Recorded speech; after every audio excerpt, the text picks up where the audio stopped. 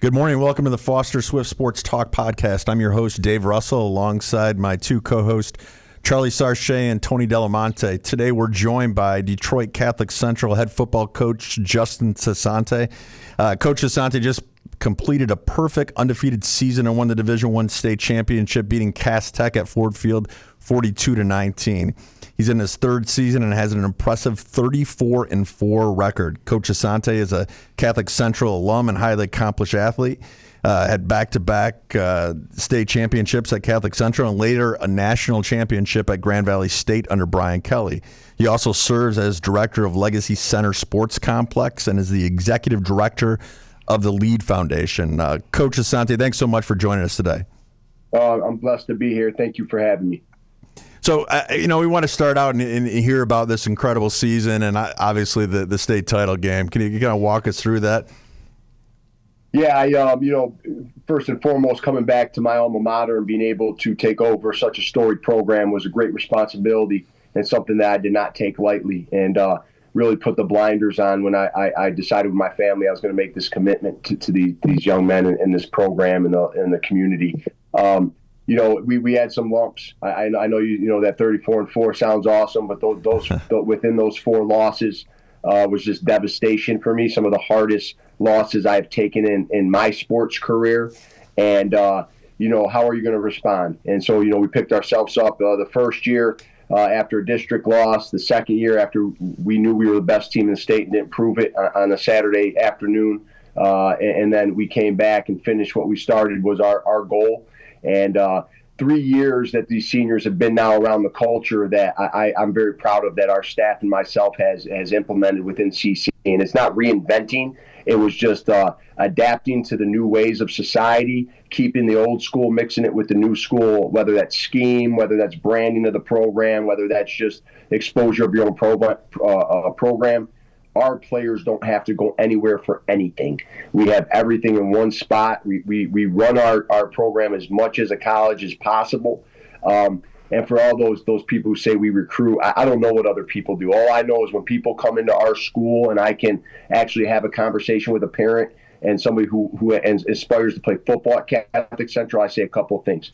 I say this place is not for everybody, and everybody is not for this place, and I will not promise you anything but hard work, and that we will get all of your talent out of you. So 3 years of that, right? The parent meetings, the player meetings, the team camps, the college showcases, the college bus tour, the work that we've put in has now come to this point that we stand victorious and bear fruit, and it feels really good. And it feels better because it was against Cass Tech, and we wanted Cass Tech in the state championship. We wanted everybody healthy to have all their weapons and see who was the best heavyweight fighter. And Coach, the team motto this year was finish what we started. How did that shape the team's mentality this year? Yeah, with the seniors last year, I thought that they really grasped what the new standard at Catholic Central was going to be moving forward. They left the program better than they found it. So it was a tribute, and coincidentally, my safeties coach, who was an All-American at Grand Valley, DeJuan Boone, and myself had finished what we started as our 2002 national championship run because the seniors the year before had lost in the national championship but had left the program better than they found it. I had given that to the players with not too much context behind it, and out of 20 quotes or slogans, they had picked that one. So divine intervention, what a coincidence. So finish what we started was not only about, we're going to go get one for these seniors last year, how much we appreciate them, but also whatever we start, we're going to finish our story on our terms. Coach, at what point in the season did you realize that you've got a good group of guys, that you've got a real chance to make a deep run and maybe win the championship? Was it before the season? Was there a specific game this season where you kind of realized, like, oh man, like we got a shot? I knew in December of last year when we lost to Cass, because they were itching to get back to work. They were bothering me. I needed to, I was wallowing. I was a little sick under the weather, and I was wallowing in depression, and they were ready to go. And then watching these guys gel and knowing the talent we had, I knew we had a chance. It's just the coaching staff not screwing it up. But we got into the year, and there was a game actually against Clarkson North, a sports academy out of Canada, which people are going to laugh was one of our most physical games. Now, a lot of 19, 20-year-olds, whatever they are, but these guys all just do football, and guys from all over the place. And we got challenged, and I told them after that game, although we won, and we probably put our foot off the gas a little bit too soon as a staff, I said we will never, ever be out physical again by anybody. And that was a turning point from the next game of how they responded, that we were going, you got to be disciplined, physical. You got to play violent. I mean, we talk about it all. People, that scares people, that word, but this is an impose your will game. You have to protect your work. And when we responded to that moment, I knew we were going to be really good. Coach, you talked about running your program like a college program. And when you look at that state title game with Cass Tech, and Jeff Corian may tell me I'm wrong about this, but I can't imagine there were many games this year that had more college prospects than that game. Can you talk a little bit about the talent? Yeah, I mean, look, tradition runs in different ways. Cass Tech has been really good for decades. It's been a tradition of a school that's had great, people come through it, whether it's football or music or whatever. Catholic Central has its own right tradition, especially in football, that goes over now 5 decades. More, we're about to go into our 100th year of the school. So obviously it's the biggest city school versus the biggest suburban private school. Schools that do a really good job with their staffs and developing players and getting their players to school and get a lot of exposure and media attention. So you get out there and see that many players, it's impressive. And there's guys that can play all over the place and guys making the name for themselves that maybe don't have the exposure yet. But, we came out not caring about all that. We came out wanting to win a state championship. We didn't care who got the credit, who got the ball, who won what afterwards. We wanted to hoist that trophy first and foremost. But that environment, and I think if it was on a Saturday night, might have been the biggest, largest attended game in state history. But was just a treat for the state in high school football. Yeah, Sunday at 7 p.m. was a brutal time. I was watching the game, and in the second half, you went back to throwback CC, and it looked like you guys went in the tight T when you guys were more spread this year. Was that something you always had in your back pocket? You're like, we know we can go back to our roots and do this. Well, we did it all year, but we didn't do it, I think, to the extent that we did in that game. I think we saw ourselves leaning on them a little bit. We kind of talked, the pregame speech wasn't really long. We talked about this heavyweight fight. We're going to go to the body with special teams in the run game. We're going to uppercut with big offensive plays, and the headshots are going to come from our brick wall defense. That run game, we went back to the body in the third quarter and really, imposed our will and leaned on them. And, you're trying to find out if somebody likes that or not, and it started working. Now, we couldn't finish them off, which still bothers me right now. I'll take it. We won the game, but we got down there and got a field goal out of one and stopped on another. But, that took up a lot of time, and it was really just a message that this team was here to win. Coach, while we're on the topic of talking about the talent on the team this year, I just want to ask, how involved are you in the recruitment of your players? Are coaches constantly calling you first? Or are you helping your kids reach out to schools? We have recruiting seminars. I outline marketing strategy for the parents, outreach, how the process goes. I highly recommend coaches talk to me first. I think it's a respect thing, and it's also me helping to navigate our young men and their parents to their final destination. Most of the coaches do a great job at that. Some programs don't. This process has changed, and I've been around the off-season development world for 20 years, so I've seen it all. I've seen it all. I mean, I've coached Sauce Gardner in 7-on-7. Aiden Hutchinson used to come to our camps. I've had, Avante Maddox, all these different guys come through our program. Khalil Pimpleton. I've seen the recruiting change, and it's gotten so much worse over the last 2 years. And when I say worse, there's just no standard operating procedure. Everything looks different for each program. There's no parameters. There's no rules. It's very hard on the high school athlete. So I keep a consultant group that helps us and assists us for Catholic Central when I don't want to have conversations and or don't have the information I need. And then last year we had 150 schools come through. I spent 45 hours with those guys. I'm meeting, building relationships, talking about our players, making sure the right information is getting communicated to the program that's interested in them, and making sure that we like the program for our kids. And Coach, I think you're absolutely right. The landscape has changed so much just in the last couple of years, and what we keep hearing is that college coaches are starting their review in the portal as opposed to these high school players. And, I look at a game like your state title game that has so much talent. I'm curious if your approach to the extent that you have the ability to schedule games, out of conference and that, and different things you can do to help your players get that film at the highest level, if that changes your approach at all of how colleges are recruiting. Yeah, for us, I actually see it that we already play in maybe one of the most competitive leagues in the Midwest, if not country. I'd say top 10, I would. With the Catholic League, and then you add Central, you add the Ohio teams, and then you add kind of our off schedule. We're playing King here or Harperwood's there, and last year, we would like to play more of a national schedule. I think that's a conversation that has to happen with the MHSA and to progress that we can go and play, and that will relieve some of our scheduling problems in other schools, not just private schools, public schools that have people don't want to play them, right? The Casses, the Kings, whoever else it might be. And then, how do you develop that schedule so you're also giving great exposure to high school football in the state of Michigan and its players? 2 years ago, that game against Belleville should have been on TV. Right. And that was great. That would have been great for high school football. It's not looking at it as great for CC and Belleville. It's great for Michigan high school football, and that we have players here. Look at the players that we put in the NFL. I think at one point, if not still, the most players that come out of any city, Detroit, that are in the NFL. I mean, that's amazing.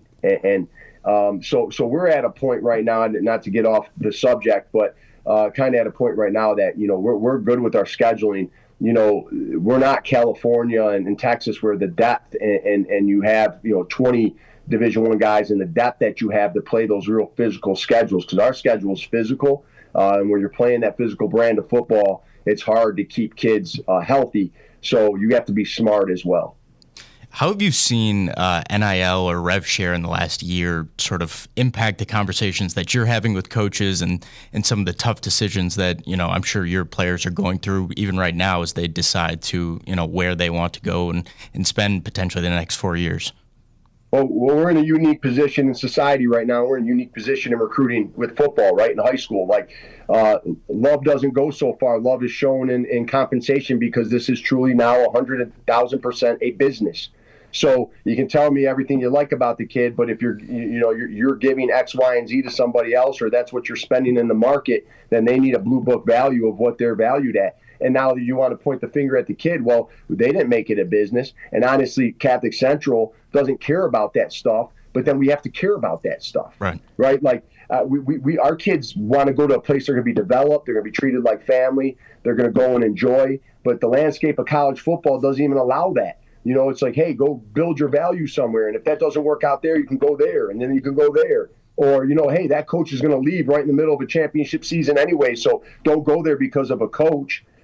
Education is falling all the way to the end. Now, for us, we want to. Our kids are still focused on the place where they enjoy being at. They can see themselves there for 4 years. They can get a great education and they can be developed.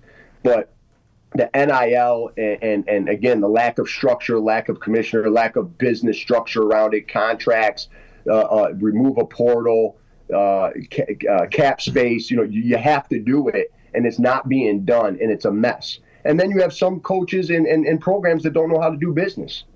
They're going to come to you and say one thing and put one thing on the table, then take it off, then come back. That's not my cut of cloth. And I'm at a point now, I'm sick of it with certain programs, and I'm going to let them know. I'm not going to sit back here and just say, let's keep. I want to burn a bridge. You know what? If I have to burn a bridge with somebody that doesn't do things with integrity and honesty, I don't want my kids going to play for you anyways. I don't care what you think you are, how good you think you are. My loyalty is to protecting our players and their future. And so I think that's getting twisted up. There's a lot of really good college programs and coaches and people that still care about the kids, but everybody has an agenda. Yeah. And it's to win right now, not yesterday, right now. So you're going in the portal. That hurts the high school players. Used to get 25, 30. Now there's 10, maybe 8. and some programs are still being development programs and investing into the high school athlete. But my point is, it gives me anxiety because it's all over the place. Sure. And I'm in it right now, so you're asking a question. If you feel my blood pressure going up. You got us excited. I'm ready to come play for you right now. I'm ready to go, Coach. Let's go. Coach, one thing that we've seen representing high school and college athletes, college football players recently is that the parents are very stressed through this process, like the recruiting process now, and I feel like the added NIL and rev share landscape is just increasing that level of stress. Do you have any advice for parents that are going through the recruiting process, or what mistakes do you see parents making nowadays?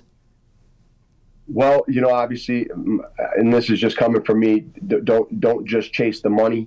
Do your due diligence. Lean on people that are hip to the game. Lean on people that have a good education and knowledge of what's going on, whether that's a consultant group or that's coaches or that's somebody in your network. Still go back to making a pros and cons list and praying and listening to God, and finding some quiet time. Keep your network. Keep your circle small. People all want a piece of something when it's going in the right direction, right? And then make sure you get a really good financial advisor and take care of whatever money that you are going to get from these deals, because they're not forever. And honestly, they could just be for 6 months. And some of this money is money that could change their life for the rest of their lives. That's the thing now. Like, you have to tell, you preach all this loyalty and commitment and consistency and all these things and discipline in your program. And now you're saying, like, well, go here for a year. If it doesn't work out, then you can go somewhere else. Like that's where we're at right now. Right. So I'd tell parents, just like, take a breath, educate yourself, ask questions, ask the tough questions, And if you want to know what those tough questions are, they can always reach out to me, or I can put them in touch with somebody who can help them. But, just because you like the receivers coach or the running backs coach or the linebackers coach, that don't mean they're going to be there tomorrow. So you have to make decisions on how do they help you medically in the recovery, and how do they develop with the strength conditioning coach, and where's the resources. And yeah, they might not have really nice facilities, but how do they go about their business from the top down, president, AD, and how they structure and what's their history of their program and how they conduct themselves. Coach, I know we're short on time. We're limited today. So, as much as I'd like to continue that topic on the NIL and recruiting, I'd also like to hear about what you're doing at the Legacy Center and what that involves. Yeah, I was blessed to join Legacy Center after being part of a group called Hype Athletics Community that I was involved with two of my buddies when I was 19 years old, 20 years old, and was a great part of my life and a great part of that community I grew up in. I've been over at Legacy now for 12 years. I have stepped back from some roles since I've taken this Catholic Central job, but I'm invested emotionally. Those people are family for me over there, and I have a lot of close friends that are still involved. I started the football program. That's an off-season development before COVID. We had expanded to like 10 states.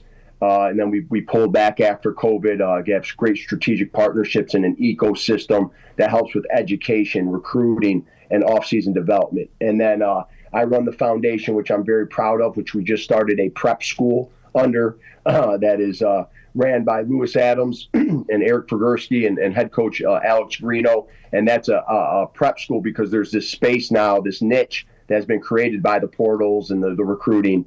So it's like a JUCO prep mix, and that's in our foundation at the Legacy Center. And then I still help with some partnership stuff. But again, I've taken a step back in my roles and helped consult more to a group of people to take those job descriptions or job duties away from my everyday, operational schedule or whatever you want to call it. Just because, Catholic Central is my number one priority. And then, but I've been blessed to be part of that. I'm very much, obviously involved in whenever they need me to be, and whether that's advice or whatever that may be. And the foundation is something that the Cleats for Kids and the turkey giveaways and scholarship programs is something that I'm very much more, passionate about than ever, secondary to CC, because it just helps the community. It's just been involved in so many communities, helping so many families and kids. So it's a lot, but there's a synergy in all of it, Yeah, I feel like there's definitely a benefit. You've been involved, it seems like, in 7-on-7 camps and off-season camps. Has that influenced the way that you coach and develop the off-season camps for CC? Yeah. Oh, yeah. I've ran over thousands of camps and tournaments and leagues and stuff over my career. The big reason I stepped back from legacy football is because I don't want there ever be a perception that we use that as a platform for anything. So I kind of actually stay away, which is kind of sad. Not that we would ever use it to do anything, but people are going to say what they say. I can't care about that. At the same time, it's a lot of time and investment, and guys like Lewis Adams and Cody Pan have done a great job of uplifting that program. I've definitely taken from my career, from hype to legacy to lead to my corporate career to being a coach at CC for 15 years as assistant, of learning. God has put in my path how to learn and understand how to run a program, brand a program, how to interact with the kids, how to give resources to kids, how to deal with parents. I mean, 20 years in that, you're going to learn a lot and deal with a lot of different people and circumstances. Coach, if young athletes want to reach out to you, what's the best way to do that? Don't. If you're ever interested in Catholic Central, reach out to admissions. We do everything exactly by the book. I know a lot of people want attention. They want their kid to feel like they're being recruited. I don't watch 8th grade highlight films. I don't talk to parents that are interested in Catholic Central. If they come to our camps, if they're in the school and it's legal by MHSA rules, I will. So if you're interested in Catholic Central, you go to Jake Marmel at Catholic Central admissions. I actually coached him, which makes me feel old. And then, at Legacy, you can go at legacyfootballorg.com, and those guys are great over there. They'll take care and answer any questions. We have something for everybody in regards to football development and just loving the game of football and using it as an equation for success. Coach, real quick, do you have any plugs for your 2026 graduates or maybe 2027 grads that you're looking forward to see play next year? Yeah, well, we still got, Cedric Williams, Trey Crawford, Josh Antiamo, Beckett Glenn, Luca Genrich, a bunch of guys that are still looking for homes at Catholic Central. Obviously, Samson Gash isn't signed yet, but there's a lot of teams courting him. And then next year, I'm really excited. Duke Banta, best quarterback in the state. Samson Gash, Mr. Football. Politics, remove it. Watch competition. Watch what they've put up this year. Watch who they've done it against.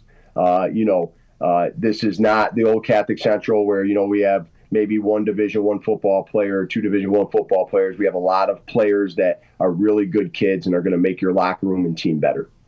Hey, Coach, last question. Best athlete you've seen at CC? Is it the Gash brothers, Capitinas, Darko, Palazzetti? Who we got? Oh, you're trying to get me in trouble. The Gash brothers are freaks of nature. Yeah. And Samson, one of the best football players I've seen in a long time, if ever, at CC, as far as his position. Gideon is, I have a nickname for him, the Alien, because he's out of this world. Gideon is just built different. God just blessed him. He's 6, almost 5 corner that can run. I haven't seen a kid like him since Sauce Gardner, and I think actually his stature at this age is bigger and stronger. So, we Duke Banta, Eric Anderson, Jalen Mount Lewis. We have 4 linemen coming back. J.J. Chevalier is a freshman. Ryan Jafer, a running back. I mean, we're loaded. I'm really excited and loaded with great kids that want to go to work and play for something bigger than themselves. It don't get any better. Awesome. Well, I know we're short on time. Thanks so much, Coach, for coming on. You're really enjoyed talking to you, and we hope you'll come back on in the future. Anytime, guys. Thank you for having me. Sorry, I have to go to Secret Santa shop for my daughter. Those are the important things. We know that. Yeah, who I've neglected way too much this season. So, I really appreciate you guys. Anything you need from me anytime. God bless you. Have a Merry Christmas, and hope to talk to you soon. Thanks, Coach. Thank you. Appreciate it. Thanks. Take.